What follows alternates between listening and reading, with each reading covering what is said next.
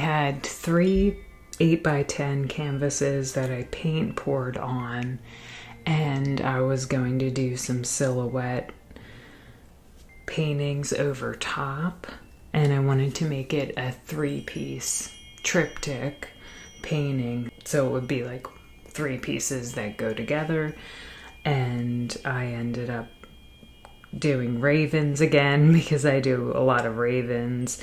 But this is the middle piece. I had already painted the ravens, and this is the middle piece that I did with the woman in the moon, woman sitting in front of the moon in a meditation.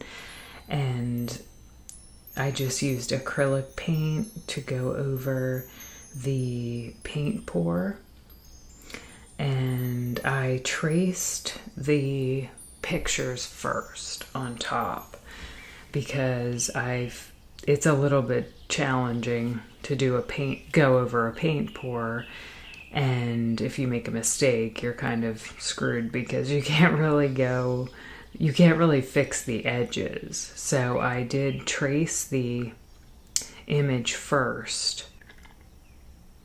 Paper that's like a carbon paper, but it's for fabric. So I traced with the carbon paper for fabric. It was very difficult to see the tracing over top.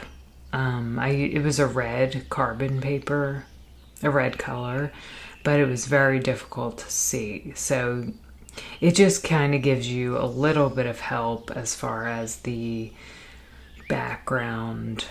As far as the basic, image, it's not great for details. So it was good for the moon shape because it's really difficult to paint a circle. So I used it for that. That was really helpful to have the outline of the moon. And then I sort of just did my own detail work inside of the moon. And I couldn't really use the tracing for that. It didn't really turn out very well. So this is a little bit challenging as far as not messing up the paint pour, because you can't really fix that. So just keep that in mind if you decide to do this. It takes a little bit of a steady hand, I guess, to not mess up the paint pour. You can wipe off potentially if you get anything on the outside, but it's, with like a wet sponge would work probably. But just be careful when doing this so you don't get the paint on the paint pour in places you don't want it to be. Moons are kind of fun to paint, but they can be a little bit challenging. And I feel like they're kind of free form in a sense. Like it doesn't have to look exactly like anything. It's kind of like you just want to get those different areas of the moon that have the darker shadows, and there's like the lighter parts too. And it's like blending. I feel like a lot of moon stuff is like a good blending. You just have to blend well, I guess. So I'm just putting in some of the shadows here in the moon.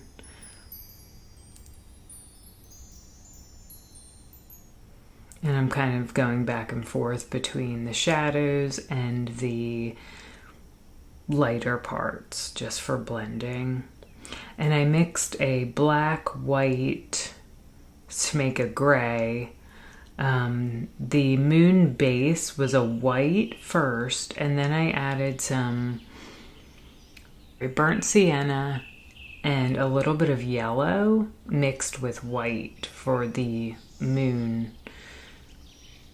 So it was that color mixed with white and gray are the 3 main things I used for the moon colors. And then just straight black for the silhouette of the woman. And here I am just painting in some... On the moon, there's like white dots. if you look at like pictures of the moon, or the picture I had that I was referencing, and it has kind of like white, almost like rays coming out of the dots. And then there's little white dots kind of all over the place. So I just was randomly putting in some white dots and some squiggly lines, because the moon kind of has like different colors in there and different shapes.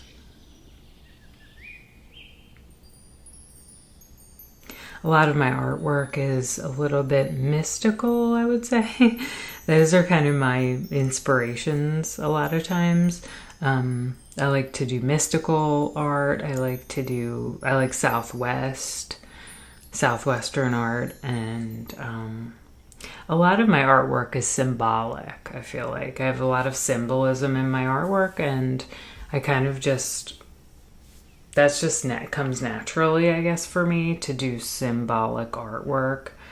I try to do abstract, and I thought about leaving these as abstract paint pours, but I always end up wanting to put something on top of an abstract or make it more of a symbolic piece, or something that has a figure in it, or it's really hard for me to keep something abstract. I don't know why.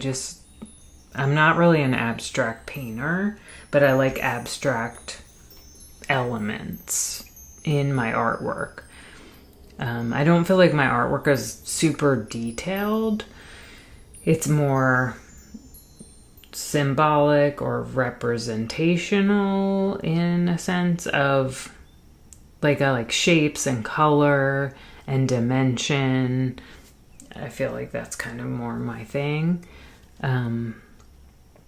Not super detailed in the sense of like every little thing looks super hyper realistic. That's not really my style of painting. So here I'm just putting in some more of the lighter color in some of the whiter tones, just for blending.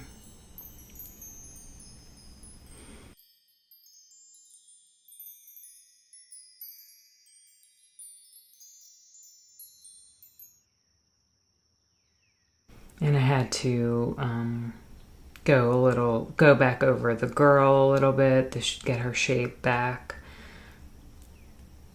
It kind of got a little bit messed up with the painting. That's the nice thing though about doing the silhouette over the moon, because you can fix up the areas that you kind of painted over and messed up a little bit. So that's kind of nice about the silhouette on the moon. But if it was right up against the paint pour, it would be challenging to do that.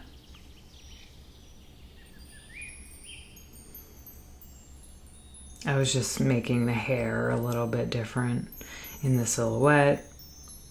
Just kind of adding like some length to the hair and some dimension.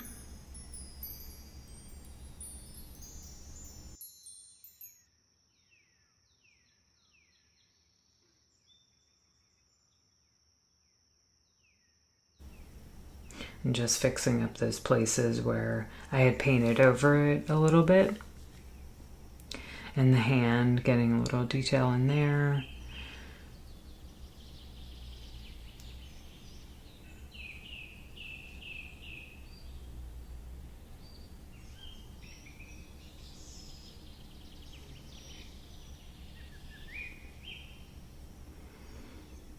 And then that is the completed piece.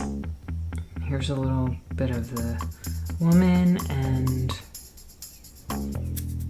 some details.